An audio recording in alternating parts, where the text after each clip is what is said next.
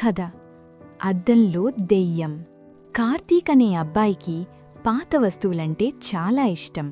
ఒకరోజు పాత సామాన్ల దుకాణంలో ఒక పెద్ద వింతైన అద్దం కొనుక్కుని తన గదిలో పెట్టుకున్నాడు. ఆ రోజు రాత్రి బయట జోరు వాన పడుతోంది. కరెంట్ లేదు. ఉరుముల శబ్దానికి కార్తీక్కి మెలకు వచ్చింది. మెరుపుల వెలుతుర్లో ఆ పాత అద్దం వైపు చూశాడు. అక్కడ అతనికి ఒక వింత కనిపించింది. అద్దంలో తన గది స్పష్టంగా ఉంది, కాని మంచం మీద తను లేడు. అద్దంలో మంచం ఖాళీగా ఉంది. భయంతో వణుకుతూ కార్తీక్ మెల్లగా అద్దం దగ్గరికి వెళ్లి తొంగి చూశాడు. అద్దం లోపలి గది మూలన ఒక నల్లటి ఆకారం నిలబడి ఉంది.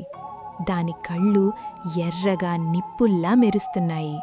అది మెల్లగా అద్దం లోపల నుండి నడుచుకుంటూ వచ్చి తన చెయ్యి అద్దం మీద పెట్టింది. ఆ ఆకారం వికృతంగా నవ్వింది.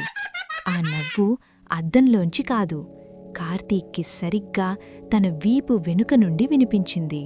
కార్తీక్ ఉలిక్కిపడి వెనక్కి తిరగబోయేలోపు ఆ చీకటిలో 2 చల్లటి చేతులు అతన్ని గట్టిగా పట్టుకుని అద్దంలోకి లాగేశాయి. మరుసటి రోజు ఉదయం కార్తీక్ తల్లిదండ్రులు తలుపు తీసి చూస్తే గదిలో కార్తీక్ లేడు. కాని ఆ పాత అద్దంలో మాత్రం భయంతో అరుస్తూ అద్దం లోపలి నుండి బయటికి రావడానికి ప్రయత్నిస్తున్న కార్తీక్ ముఖం శాశ్వతంగా బందీ అయిపోయింది.